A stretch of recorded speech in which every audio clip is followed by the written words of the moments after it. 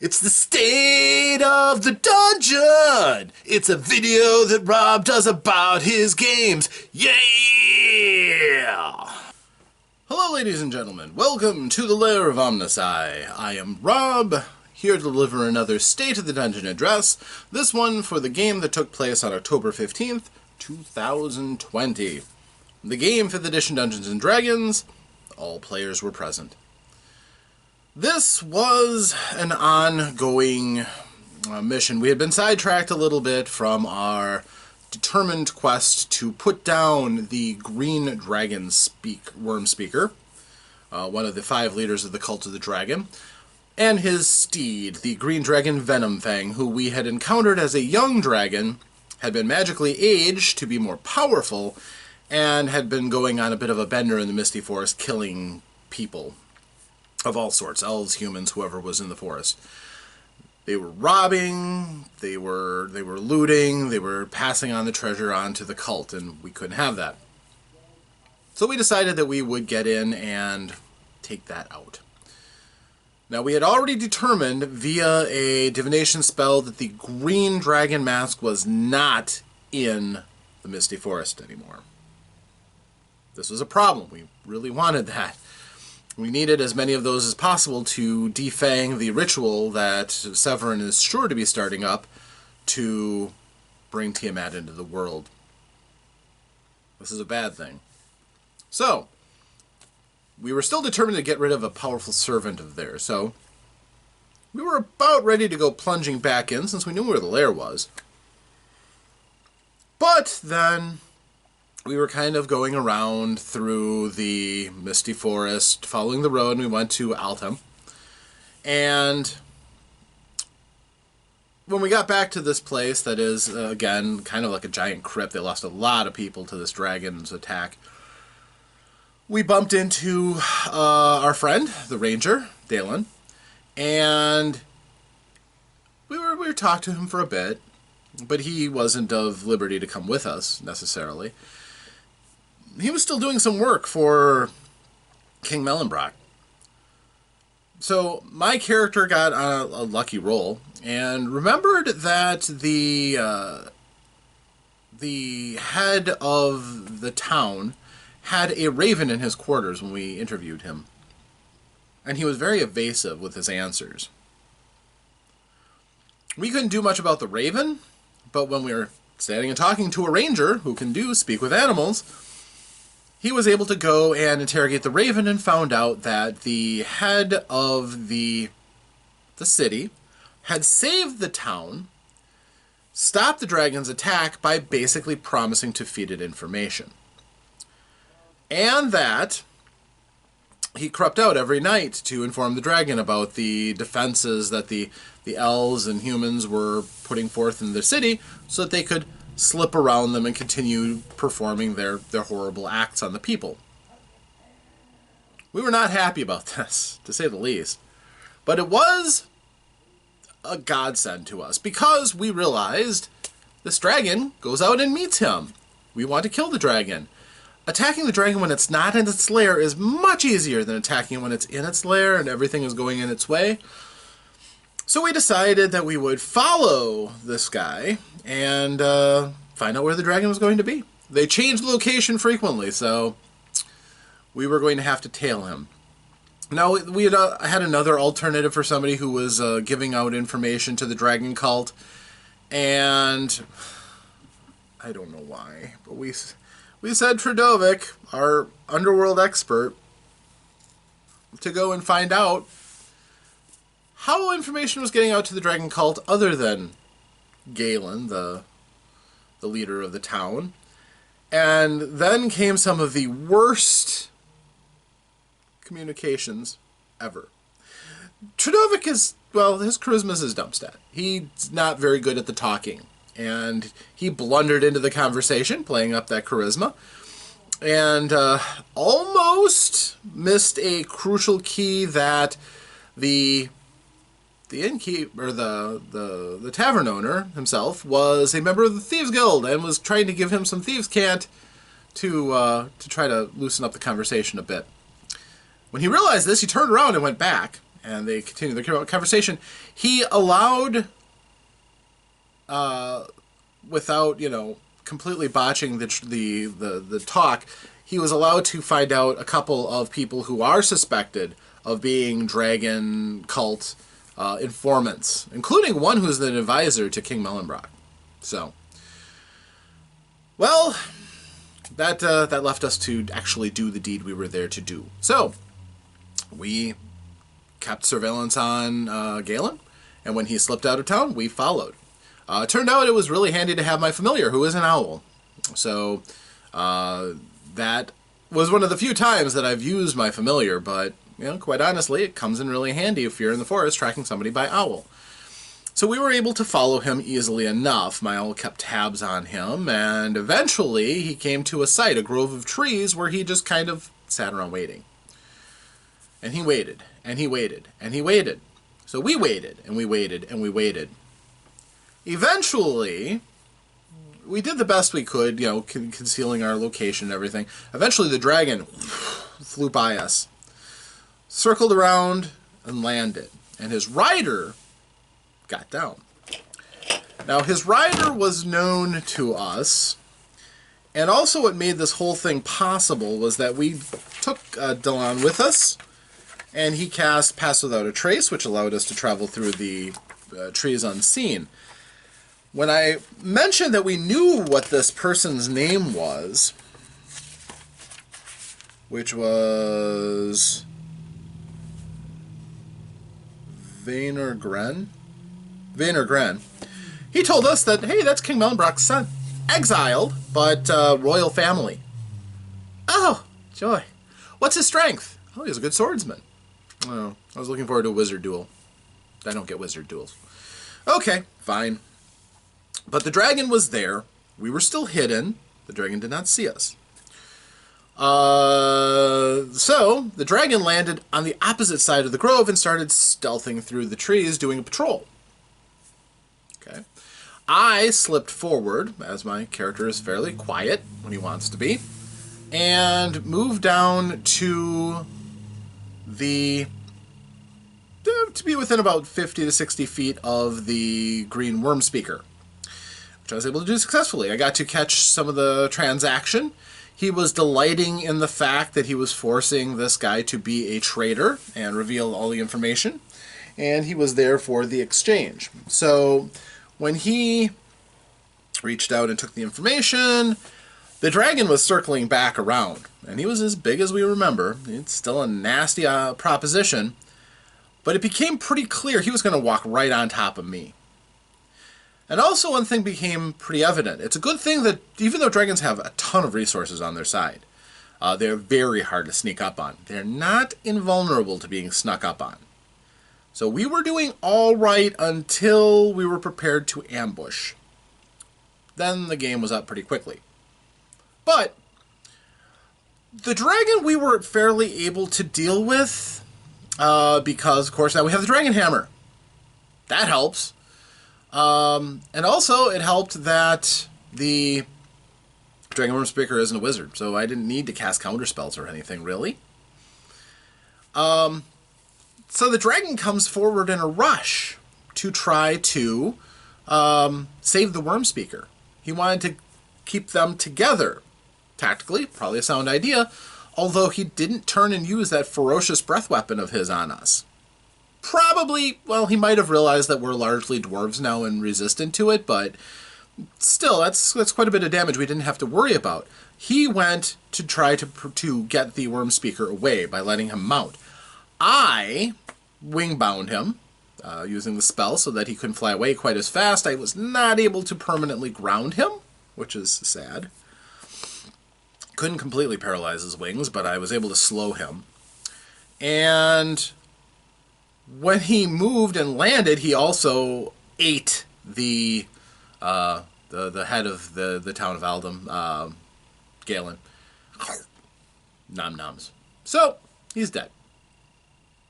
So the worm speaker mounts up, and they start flying away. We try to stop them, but realistically, what do we have? We have a couple of ranged weapons, we got the Dragon Hammer. That helped. We did some damage to it. Glint can throw hammers pretty well. Trudovic got a bow. He can fire an arrow. And when he's on, he can deliver a sneak attack through that, which is great. Because this dragon still didn't know where he was. He was really deep hiding. And he was able to do some damage. And and again, Glint is able to throw some hammers, so he was able to do a bit of damage when he could hit. But Lydia has a hand crossbow. Not a significant threat to something like a dragon. And, quite honestly, Kytheon doesn't have a great selection of ranged attacks. He is all about buffing and being close and personal. And, yeah, so basically what it came down to was the thing was flying away. I cast Earthbind on it. Not Wingbind, Earthbind. Nice spell, just you lose your flight ability. And it worked. He ran out of his legendary actions to automatically make a saving throw very quickly, which is the new strategy to fighting dragons. You gotta make them use those up as quickly as you can. The Dungeon Master has to be discerning about how they're used and where and when. So, in this case, he used them all up right away, so he didn't get stunned, so he didn't get slowed, so he didn't get completely earthbound or wingbound by my spell. So when I did the Earthbind, he couldn't stop that. So he and his Wormspeaker plummeted. The range on Earthbind is tremendous. It's the perfect thing for fighting dragons. Even though it allows a strength saving throw, probably about a 50-50 with my abilities. So he drops. All right, now he's not flying. So we move up. Start, attacking. The dragon and the Wormspeaker split up, which surprised me quite a bit. The dragon went into deep cover. Now he's out of our dark vision range. He's left our sight. He can start using stealth. Green dragons in the forest? Yeah, they do stealth. Only one person could see him. Delan, our ranger, can see him. And he's pointing him out. Okay, it's not ideal, but when he points out where he is, well, Corbrecht has a spell. It's called Circle of Death. It's a 6th level spell. It has a 60-foot radius. I don't need to know exactly where you are. I just need to know that I don't care if I kill other things. And it's, again, not necessarily the spell that has your name on it. It's more addressed to whom it may concern. So, threw that off. Instantly, the trees, foliage is unfortunate. My character does not delight in just randomly killing off trees and birds and squirrels and whatever was in that area. It's unfortunate, but this is a dragon we're taking down. This isn't something that, relatively minor. I could take a few casualties. Didn't kill the dragon, even though the dragon was badly hurt by this point. My spell was terrible. It was not good damage. But, and also the other thing was, a fireball would have been more effective because it would have lit up the dragon and showed him off, and Circle of Death doesn't really do that. So, the Wormspeaker haired off in another direction, closer to me, actually. So after I threw out that one spell, the reason for a lot of them splitting up, they did it under a cover of a Cloud Kill spell that he used, and they split off. I found out where the Green Dragon Speaker is, and basically he didn't keep running. He stood ground, which allowed us to turn and completely eviscerate that dragon. He was finally finished off by a Trudovic sneak attack. Thwack. Fell and died. It's a good shot. So, the Green Dragon Wormspeaker surrendered. We're starting to see that. When we took the Dwarven White Wormspeaker, he surrendered without any problem. The green one surrendered, but he remained pretty cocky. Considering we hadn't roughed him up all that much, I hit him with a fireball, he took some falling damage, but he was still in pretty decent shape. Not sufficient to take us all on, mind you, but he was in better shape than some. He rolled his eyes when the guys went over to start looting the body. basically harvesting off the residuum, as we've used as a mechanic for taking goods off of dead fantastical creatures' bodies for use for spell components and magic. Turns out that the magical aging process the Dragon Cult used ruined a lot of his inherent magical abilities, so they didn't harvest much, which was unfortunate. But the grand thing of it all was that the Worm Speaker is like, well, I'm not fighting you. I surrender. We tied him up. He didn't resist. And he's like, what happens to me doesn't matter. In a few hours, it's all over anyhow. Okay. Well, we'll be gone. So my character casts his teleportation circle, and we all back to Waterdeep, where we take the Green Worm Speaker and we take him straight off to Laeral Silverhand, the open lord of Waterdeep. And she's like, I was sleeping, but okay. Well, you got him. Good job.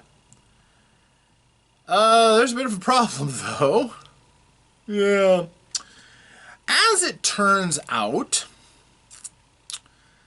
well, actually this came out afterward, but we went and rested and everything after that. All of us going our different ways on how we were going to rest, so we weren't going to get attacked by the Dragon Cult. But, next day, we go and we talk. And it turns out King Mellenbrock is there, as is his entourage. And his son is there at the table. He's not bound prisoner. He's just there. It turns out that the Green Dragon Speaker was a double agent all along. He couldn't play his hand while Venomfang was still alive, but once he was dead, he was able to surrender and come back to us. And he had been in with the Dragon Cult for over 100 years, being a double agent the whole time. Proving himself, which means he's done some pretty horrible things. But proving himself and moving up into the ranks of the cult, where he recognized that Severin and company were the real threat, as opposed to the ones who were just, dwelling with the moldering bones of Dracoliches and things, and getting their noses spanked when they try to, do a Valindra and open themselves up to attack. But for the most part, they're content to just keep building up their power scheme. Severin's motion was a lot more dynamic and, quite honestly, the more present threat. So that's where he went and became the Green Dragon Worm Speaker and so on. So, knowing what he knew was ideal. Obviously, he was pretty savvy in the comings and goings of the Dragon Cult. First of all of the masks that are not at the Well of the Dragons are fakes. We're not pursuing them anymore. There's no reason to go to the tower in the Serpent Hills. There's just not. Whether that had changed recently and that was actually there, whether it was because the wording that Kytheon used in his divinations to find out if the blue dragon mask was there, if it was just a mask, and they're like, yeah, there's a mask there that's blue. We don't know. But it doesn't matter. Severin has not taken any more chances with the masks being out in play. They've all been brought back to the Well of Dragons, probably to help with the ritual, which he's almost assuredly going to start. This is the point where everything is irrevocably going forward. Now, since we have the Green Dragon Worm Speaker actively helping us, willingly, we have a plan. It's not the greatest plan, but it's a plan to try to break this up. First of all, we're going to go into the Well of Dragons. We are the point of the spear. And strangely enough, the cult doesn't recognize us all yet. Sure, the leadership does. But the rank and file just know us as those adventurers. They know that we've got a couple of dwarves. So, yeah, that's suspicious, unless we don't look like dwarves. They know that some of us have, certain proclivities. I'm known as even though I'm armored, I'm a wizard. They know that. They know that Kytheon is a powerful cleric, and he is their number one target whenever we face any cultists. They want to get him down as quickly as they can. They know that Glint is obsessed with hammers. As far as the rest, I don't know if they quite know to fear Lydia as much as they should, especially if she gets into hand-to-hand range, but they're going to learn if they don't know it. But this is all the endgame. We're going to the Well of the Dragons. There's a great army that's been built up, and they're getting ready to move. Turns out that Protanthor, the great ancient gold dragon, who is kind of the speaker for the Council of Worms, has pulled out an item called the Gate Key, which can take any 2 portals and link them. So the gate at Waterdeep can be a one-way transport to Baldur's Gate, which is the city closest to the Well of Dragons, which they are going to send the army through very quickly without having to go through the intervening distances and risk being harried by dragon attacks along the way. This also means that we have a period of just a few days to do all the things that we need to do. So, spent some time trying to get a hold of a few things that we thought we need. We know that Leosin is with the Harpers, so is Galhard, and probably the other player characters who are not being used, our alternates, are near the Well of Dragons themselves, kind of scouting things out, doing harassing actions on the cult, things like that. The kind of things they would normally be doing. Our group is going to go through and somehow insert ourselves into the Well of Dragons. I'm not sure how. But again, having Green Dragon Worm Speaker is probably going to be very, very useful for that. We're going to go in, find Severin's ritual chamber, and smash everything up. Doing everything I can to cancel any magic he's got that'll disrupt the ritual. We have several advantages. Again, they're very stupid and have not passed on to the rank and file what we look like, so we have a chance of infiltrating. We'll be able to use whatever our fervent imaginations come up with to enable us to get in. Hopefully that'll help. Hopefully it'll work. I'm not sure, but we'll try. Obviously, it's going to be tough. This is the end, for better or for worse. We also know they don't know about myth, the blood of Bahamut. That may help us out tremendously. We are pretty sure, though, that when we get to the dragons, the summoning chamber, the ritual chamber, they're probably going to have some dragons in there. So we're almost certainly going to have to deal with dragons. And we've had such luck dealing with dragons so far. That doom that was, prophesied by the Green Dragon Speaker before he could drop his character is an ancient, notorious green dragon that's moving up to the Well of Dragons. We know they have ancient reds, too. Probably ancient blues. It's gonna be a mess. Now, fortunately, most of the battle should be fought outside the Well of Dragons. If we can penetrate in, we can get by a lot of the pain of doing all of this. And hopefully, our forces can work together well enough so that the losses will be minimal. It would be nice. But our intention is, when we're done with this, there's not going to be anything left of this branch of the Cult of the Dragon. We've got them all bottled up neatly. Severin has got them all tightly together for their best defense.